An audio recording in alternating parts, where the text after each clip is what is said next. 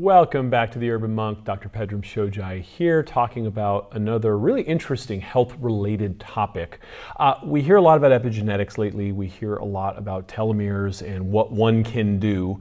And so there's been a lot of kind of pop culture conversation around this. There's a lot of people, claiming to have epigenetic effects here, left, right, and center. So we decided to swim upstream a little bit and go after the Nobel laureate who actually in 2009 won the Nobel Prize in Physiology on this, to really talk about what these telomeres are about, and the telomere effect is the title of the book. We have Elizabeth Blackburn, PhD, here on the show. Hey, welcome. Thank you. Yeah, so this research has been going down for a while. This has been going since the 70s. Can you give us a little background on how this research started and where we have kind of hiked to get to where we're at now? Well, it really began with very basic research, just trying to understand how cells work, how living things work, and a big mystery was what's at the ends of our chromosomes, which carry all the genetic material, and nobody knew. And so some techniques for looking at DNA started maturing, and it led to my being able to understand what the kind of DNA was at the ends of our chromosomes. So just to back up a second, chromosomes are the kind of little, you can think of them as like little shoelaces that carry the genetic material, the DNA. They're made of DNA, and shoelaces have little plastic tips at the ends often, or metal tips. We call them eaglets. And telomeres are really like the eaglets of your shoelaces. If they get too short or wear down, your shoelace end starts to fray, your shoelace doesn't work, you might as well throw it away. So this is a little bit like an analogy for what goes on all throughout the cells of our body. We have just innumerable of these tiny little shoelaces, our DNA, and the telomeres, the tips, they wear down at some rate over our lives. And the reason that matters is that when they wear down, a cell that has worn down telomeres won't work anymore. It won't replenish itself to make nice new tissues throughout life. It won't work properly, won't listen to signals properly, it won't send the right signals. It's a cell that's a very unhappy cell. We actually call it a senescent cell. And so this happens throughout life, that the ability to replenish the telomeres themselves, to keep them from wearing down, there is a special enzyme that I and my collaborator discovered. And that enzyme called telomerase, that's part of the machinery that keeps a chromosome end in good shape, long enough telomeres to not wear down too fast. But there's just not enough throughout life in our normal cells. So we do have a wearing down. Big question is, and that's what my co-author Elissa Epel, PhD, from the Department of Psychiatry at UCSF, and I found and wrote the book about, which was that wearing down gets affected by a lot of things in our lives, including even our states of mind and our states of stress, chronic stress, and otherwise. So these impacts, whether they're stress inputs or physiological inputs, environmental, they have some sort of deleterious effect on the ends of our chromosomes, or the telomeres. And so do we understand the mechanism there? Because so telomerase helps repair and offset the damage. Do we know how the damage is caused? Oh yes, there's quite a lot of detail known. And I could dive in for many hours on the molecular machinery. We know a lot about the molecular machinery of that whole very interactive system at the telomeres that keeps them replenished and conversely allows them to wear down. But the really important point for humans is that you can quantify this in people, and in large studies, population studies, cohorts, really just kind of take a look at how that's happening in our bodies. And then you can start to find out, first of all, does it matter? It does, it turns out, and I can tell you more. And second, what kinds of things both grind your telomeres down worse, and conversely slow that grinding down, or even push the balance of maintenance so that you can actually get some lengthening. Great. So can I get you to, do you have any headphones on? I'm sorry, because we're getting a lot of echo on the show, and so it's kind of coming back, and I'm hearing your email chime. Do you have any headphones that we could put on as we go here? Unfortunately, I don't. Okay. No, you've got me here the way I am. Sorry about that. Okay. Well, we'll do our best, and if it gets too disruptive, then that's what Yes. what it is. No, So I heard my email chime, but I didn't hear any other noises. But I heard some other noises from your end. yeah. Well, I got you in a headset here, so we're at a phase now where we understand that this damage to the DNA, this damage is causing health effects, is causing our lives to potentially be shorter. Is it also causing for certain genes to be expressed that are less optimal? That's a very sort of indirect and not especially informative uh, thing that's going on. The real effect of when the telomeres wear down is that telomere now is no longer protecting the genetic material. The cell then sends a whole alarm system going both internally and sends out signals. And so a whole lot genetic program, that is to say, genes turn on and make all sorts of substances that say to the cell, don't replenish yourself, you're not a cell with proper protected genetic material, and it sends alarm signals out, which are both pro-inflammatory and pro-tumorigenic in nature.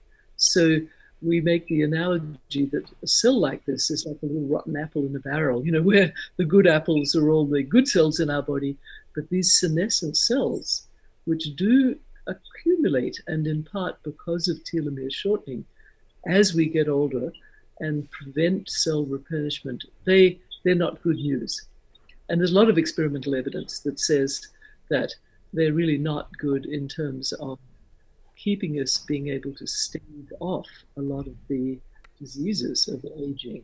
So we understand a lot about the consequences in human lives of what is going wrong when telomeres are no longer being able to maintain. It's the cells don't like it. They Sure. don't work. They don't.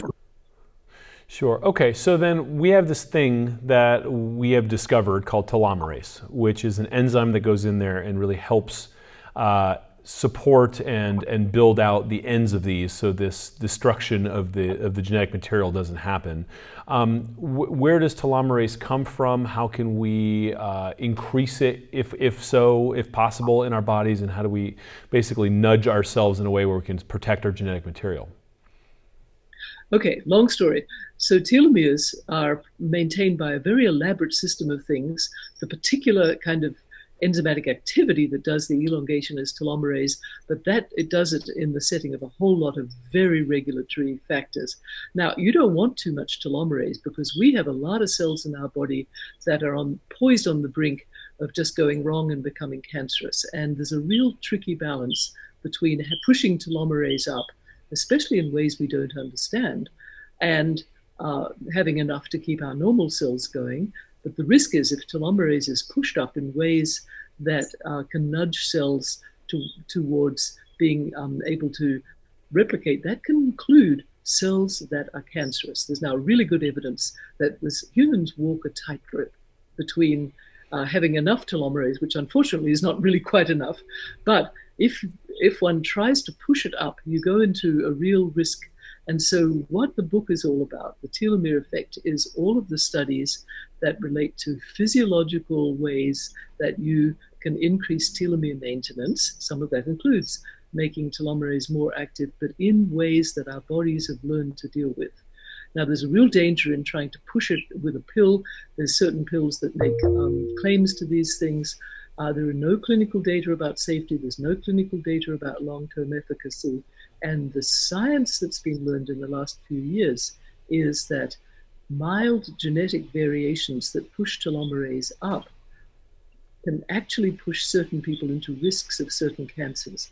So we like the idea that we're very physiologically looking at ways that you can increase telomere maintenance, things like exercise, things like diet, things like good sleep patterns, things like good kind of frame of mind and coping with stresses, none of which are causing cancers, and a lot of good data about that. Beautiful. And so the telomere work gives you a way of assessing all of those health-like behaviors, which, of course, we know for a lot of other reasons they're good, but you can measure the effects on telomeres, in long-term, short-term studies, observational, interventional studies. You can see what kind of effect you're having on telomeres, because that in turn gives you a good statistical prediction about staving off diseases if they're being maintained better. Conversely, being more risk-prone for diseases. Which are the diseases, by the way, that are the big killers of most of the elderly? We're talking cardiovascular, we're talking cancers, overall cancers, we're talking diabetes, even the dementias like Alzheimer's and lung diseases. Those are big risk factors that exist for people dying in middle age and late age, in our populations. And the maintenance of telomeres turns out to be one way that helps stave that off. By no means is it's not the only thing. A lot of other things go on in contributing to those diseases, but it is now one of the kind of themes that's going on throughout our lives. Great. So we had Elissa join in. There she is. I'd like to welcome her on. We had some trouble getting her on originally, so here's a co-author. Elissa, welcome. Can you hear me? Can you hear us? I can hear you. Thank you so much. Sorry for being tardy. Can you hear me? Yes. Excellent. Excellent. We're good. If I could just get you to tilt your camera down a little bit, just so we have a little less room above your head there. Yeah, welcome to the show. We were just talking about the lifestyle factors that are now kind of being understood that help with offsetting some of this damage. And so you had really looked at kind of the mental side of this, the stress management and the reduction. So how did you two come together to write this book? Elissa, this is for Elissa. I came knocking at Liz's door. I had read all about her work and had heard about her discoveries for some time. When I was a postdoc here, over 15 years ago, when I started looking at this literature and really trying to understand where can we really understand how our life experiences are stored in our body. How, there's this idea that there are scars of chronic stress that we live with that are invisible and may manifest later as disease. And so that's what I was looking for. And I was very curious about whether telomeres would be sensitive to life experiences and, particularly traumatic or chronic stress. So Liz was very open-minded. She already had been doing studies in humans and translating the science, so it wasn't a huge leap.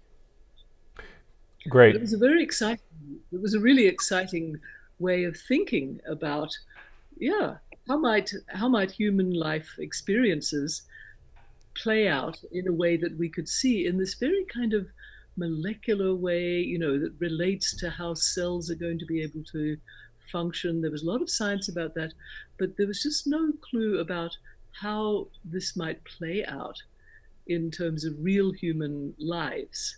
And so that was what was so exciting, that Elissa brought this very beautiful study of chronically stressed mothers, where there's a wide range of stress being experienced and a wide range of times over which it had been experienced. And then the initial discovery, which was, yes, these really quantifiably relate to telomere maintenance in these moms, even after you correct for the kinds of things that might have explained it away. And that just sort of set the whole field going, and people started looking, as did we, of course, continued in all sorts of ways at what are the kinds of things that impact negatively on telomere length, which is a reflection of how well they're being maintained. What are the kinds of consequences these have, and that tied in with a lot of other studies. So the picture all synthesized in a way that we thought, we've got to write a book because this is the way to get all the information out. We really wanted to share the information. It comes from so many different fields of research, from nutrition to exercise to neuro, physiological to social related studies to sleep related studies. They all go in these trauma related studies, psychological stress of various kinds. They're all in journals all over the place. And because we did a lot of the kind of collaborative work that was bringing the question of telomere maintenance together with these studies, we kind of saw a picture emerging, and we thought this really makes a story, and especially how, and Elissa should talk to this, how the mind, how your state of mind, how you're coping with, how you're responding to, something none of us can escape in life, which is stress of various kinds. So let's look at the negatives here, and I'd love to then dovetail into the things that we can do that have positive effects that offset this. So obviously stress is the elephant in the room. It's a big deal. So did you take this bank of stressed out mothers and run them through some sort of psychological battery to see how stressed they are, and then you started to examine their genetic material to see where their telomeres were? I want to understand how we got there. Yes, exactly. So at the very basic level, you need a blood sample to know someone's telomere length. And then you know either what happened to them, have they been exposed to a traumatic event, or are they, in this case, are they a caregiving mom? And then there's different layers we can unpack to really understand stress. It's actually quite complex because things happen and we all respond differently. So caregiving happens to people randomly, and some people get depressed. And some people actually continue to live a very full life with they find meaning in caregiving. They feel resilient. Often they have religion and faith that helps them see it in a different way. So a lot of this comes down to perception and how are we perceiving the events in our life. So with caregiving, you can find benefits. You can actually feel like this is a role that is, it is helping you grow and you're helping take care of your loved one, or you can feel like it's the worst thing that happened to you and that your life is ruined. So of course, it's what we make of these situations.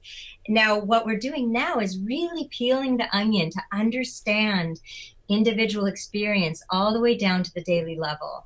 So now we're looking very carefully at caregivers. How do you wake up? What are your thoughts when you wake up? How does that relate to your hormonal stress responses and your telomerase enzyme, the length of your telomeres in different cells? So we're really seeing that the way we respond to our day, to waking, to stressful events, to relationships, these all are parts of, let's just say, stress, vulnerability, and resilience. These are all part of are pieces of helping us understand how you could, for example, be a caregiver and still be resilient and not have the telomere shortening. So how granular can you get? I mean, so a lot of it, what I'm hearing is it's in the eye of the perceiver, really, and your understanding of your role in that stress. But I mean, can you get as granular as to say, look, we've been monitoring you throughout the day, and it's really the father-in-law thing that sets you off? I mean, how far in the psychology do you get in reading the blood?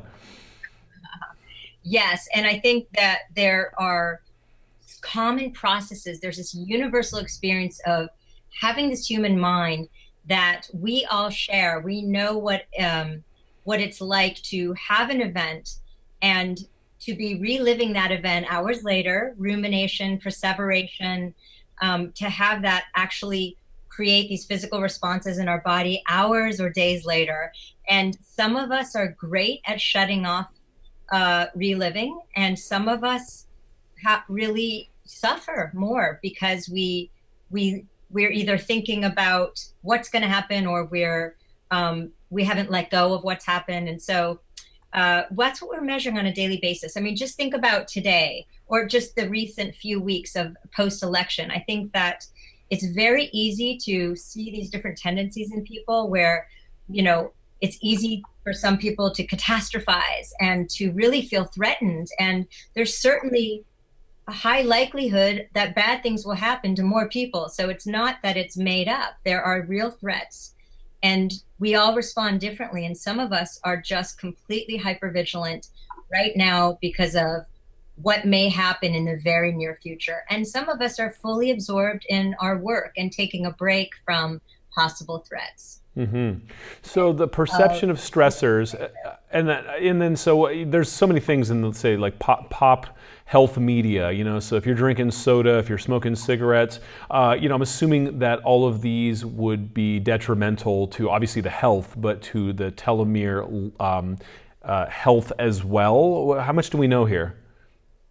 Quite a lot, because you can quantifiably relate these in a dose-dependent way. So the soda consumption, soda is essentially refined sugar that gets absorbed, the sugared sodas, very quickly into the bloodstream with very, quick effects on insulin and things which have the, when repeated, have the, likelihood of going into states which are metabolic syndrome-like states, and then of course the big risk of diabetes.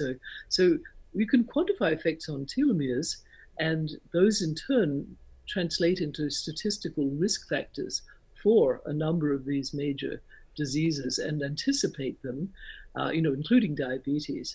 So I think it's not pop culture to have a measure that you can quantify, which gives you a real objective readout that has in turn, some real health implications, that it will have effects on health as well as just indicating their likelihood. It'll itself, the attrition of the telomeres will affect the ability to stave off, say, cardiovascular disease. And there's good genetic data on telomere genes that are involved just in telomere maintenance, that those ones, when we know that they don't work quite so actively as other very common variants, predispose people to cardiovascular, predispose people to even Alzheimer's.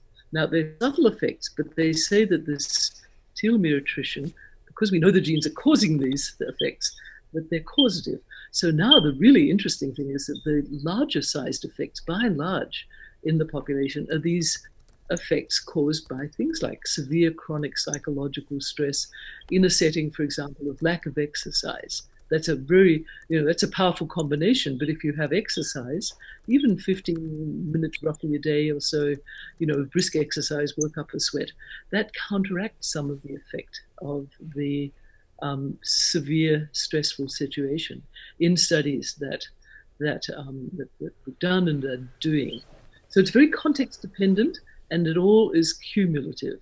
So that's a very interesting part of it. It integrates the telomere measure, integrates a lot of cumulative information about our lives.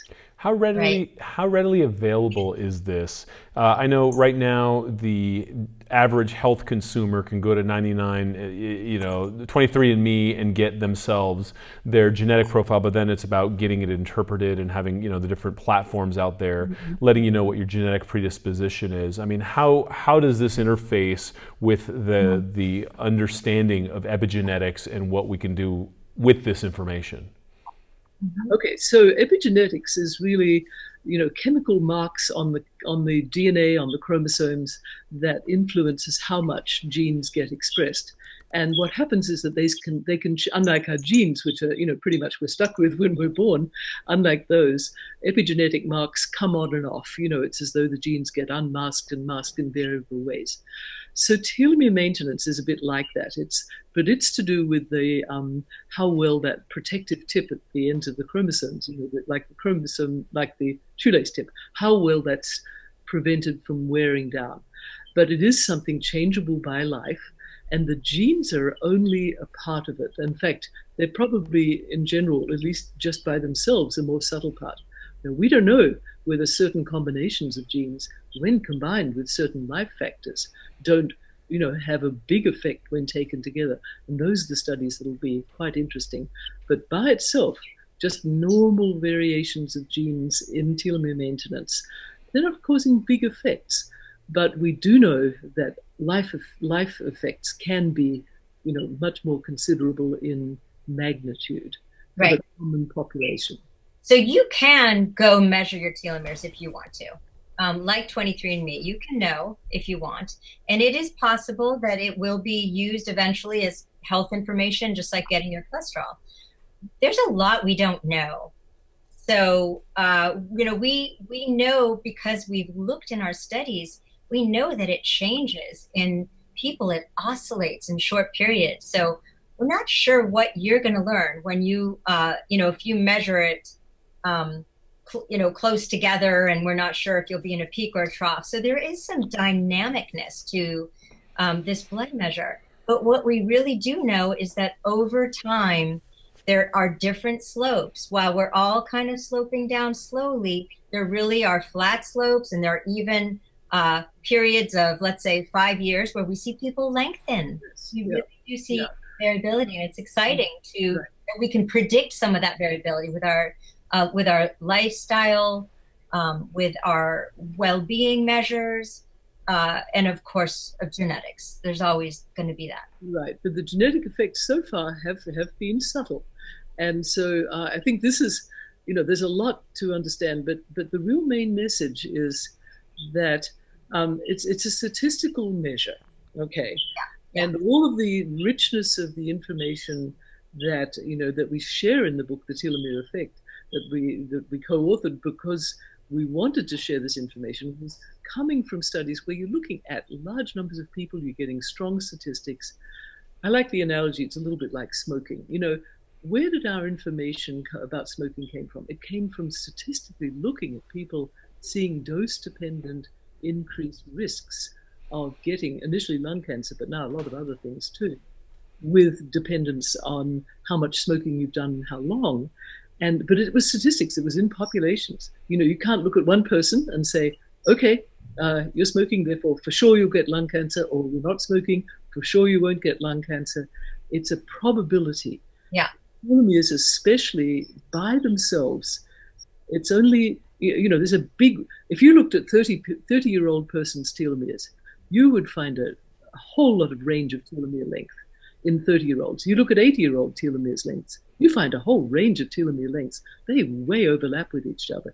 It's when you cumulatively look at all of them in populations, in cohort studies, that's when you get the real data saying, yes, there are effects in humans. And what we don't know is if you combine a telomere length measure with some other clinical measure, maybe that will start to be informative. But at the moment, it's just about chances, upping your chances of staving off or getting. We don't know yet, but it's getting more and more interesting. So what can I do? We know a lot. I'm going to take issue with you. We know a lot from studies. What we don't know yet is how to play that, a very statistical measure, into an individual decision that we look to for a doctor to make. Right. That's the difference. Sure. Right. So it's not. So what's actionable? What at this point? So for us lowly doctors that treat patients down here on Main Street, what is actually actionable, and what kind of advice can I give that we know is going to be effective for this? This is what's so great about these studies, because it gives you a kind of a guideline, a kind of a criterion to say, let's look at something or other in people's lives, their eating habits, their exercise habits, their, what sorts of things are going on there. And it says objectively, here's a relationship that is robust and real. And it says, look, this is upping your chances of, if you exercise a certain amount, how much exercise should you do? That's been a tricky one. But here now is a measure that in populations gives you some really good guideposts.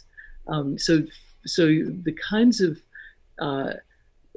information, I'm going to let Elissa speak to this much more, but, as you know, as a doctor, if you say, don't smoke and don't do this and don't do that, well, people kind of don't do that, right? So what we're trying to do in the book is to say, well, what have we learned about behaviors? Elissa comes from the psychology side, so I'll say, bringing to bear so much of what's been learned about how behaviors work, what makes people change, what works in the long term, and saying, well, let's try and make that into useful information. Right. Really getting down to the nuts and bolts. Now, I know you're already thinking, well, we already know we need to exercise, we need to sleep well, we need to eat well. So let me tell you that thank goodness telomeres also support that and prove that at the cellular level in a sense.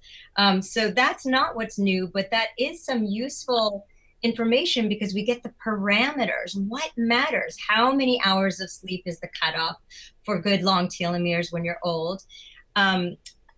What types of exercise? It's not just hours of sleep, it's quality of sleep. So there's some nuance information we get, but that's not what's so new.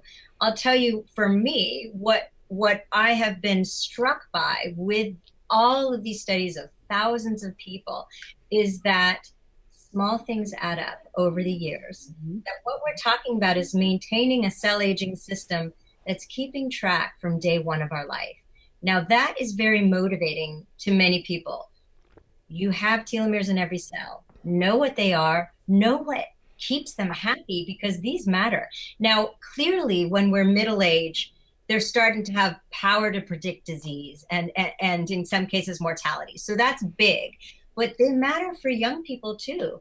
It turns out that when you have shorter telomeres in your immune cells and you're a young, healthy adult in your 20s, you are more likely to catch the common cold. That's been showed by a controlled study by our colleague Sheldon Cohen. There are functional outcomes throughout life that are related to the length of our telomeres, particularly regarding the immune system. So they're important. We should think about them every day as we make our decisions. And when I think about the small things that add up, marathon runners, they don't have particularly super long telomeres. They're good, they're sturdy, but so are people who exercise moderately. When we see in these big studies who has long telomeres when they're old, people who exercise regularly over years, this is good news. We don't need to do extreme diets and extreme exercise. And in terms of the mind-body literature, we've studied this a lot. Different labs and different countries have studied different types of meditation and mind-body activities.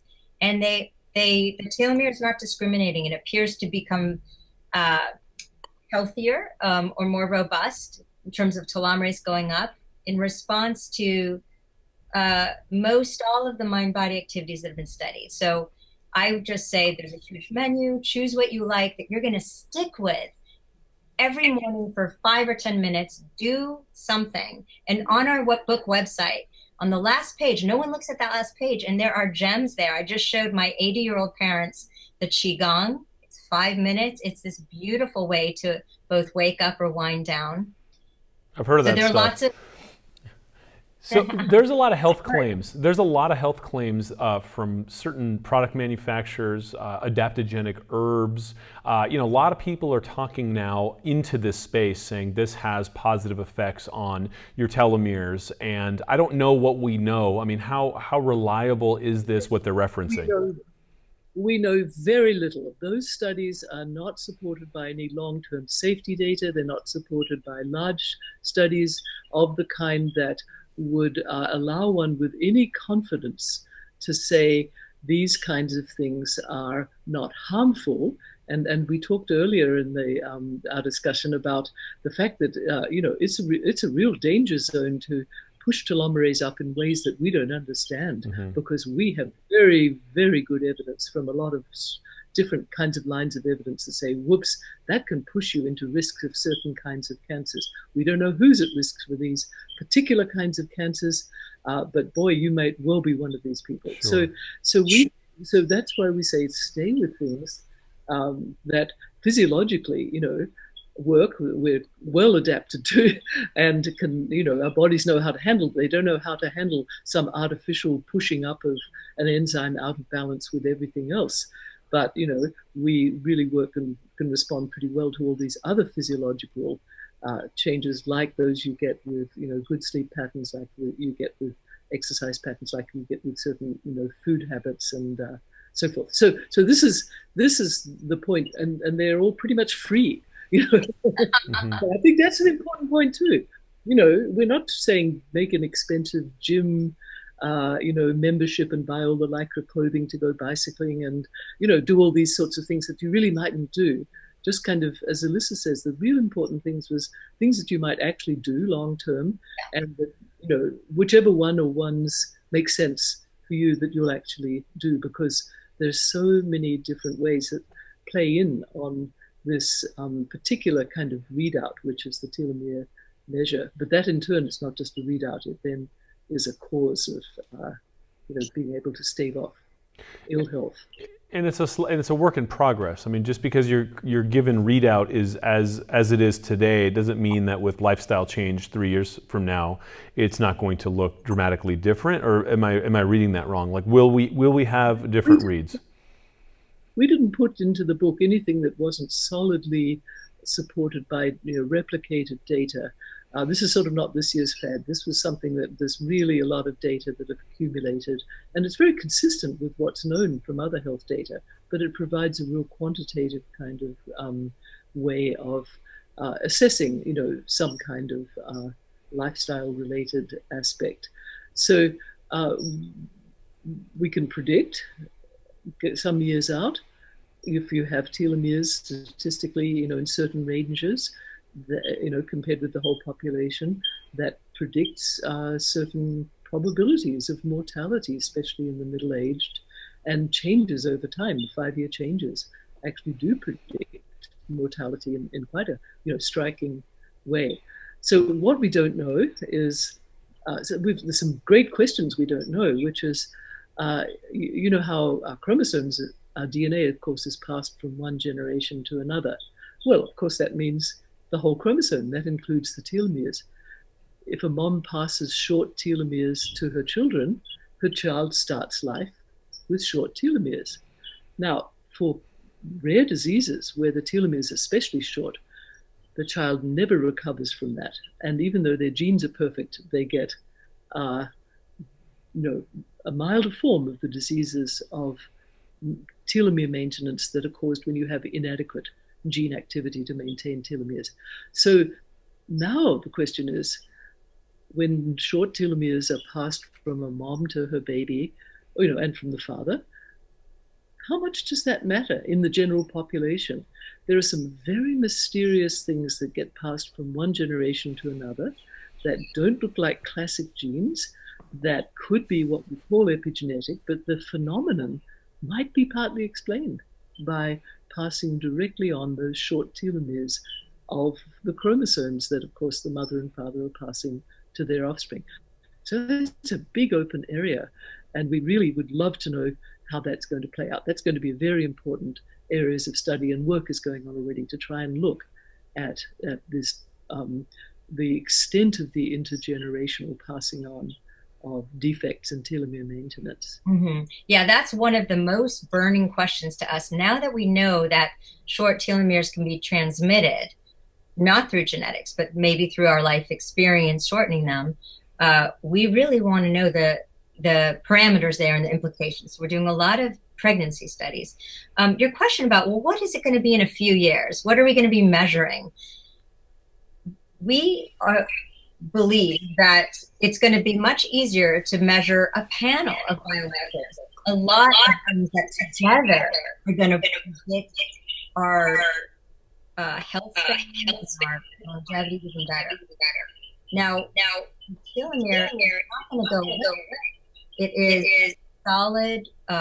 We have some clarity into this one particular pathway of aging, and we do think that it is a unique marker because it starts and tracks throughout our life.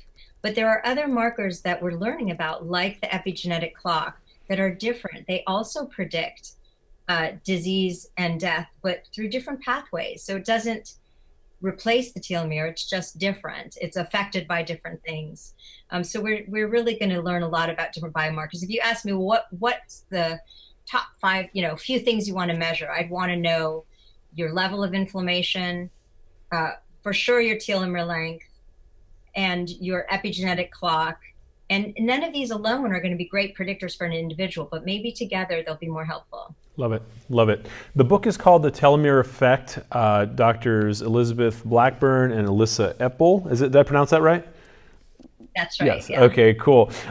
There's so much happening in this space that I find fascinating. There's obviously a lot more work to be done, but there always is. That's the nature of science. But I think that there's some real sage wisdom in here, and it's important for us to keep pushing the envelope and understanding the why behind all these things that are happening in a public health epidemic and all sorts of crises around us. The more we understand about ourselves, the more we can effectively do the things that would help us offset the harmful, deleterious effects of not only environmental toxins, but stress and even natural aging. So there's a lot going on here. We're out of time, so I want to thank you both for your contribution, the work that you've done. This is very, very important work, and it takes a lot of research. So, there's a lot of health claims out there that are out there in the kind of popular health media that I think are misleading. So I appreciate the work that you're doing and kind of holding it down for true science. So I want to thank you both for being here. And I will put the book here and have our audience take a look at it and hopefully read it and respond back. Thank you so much. All right. Thank you very much.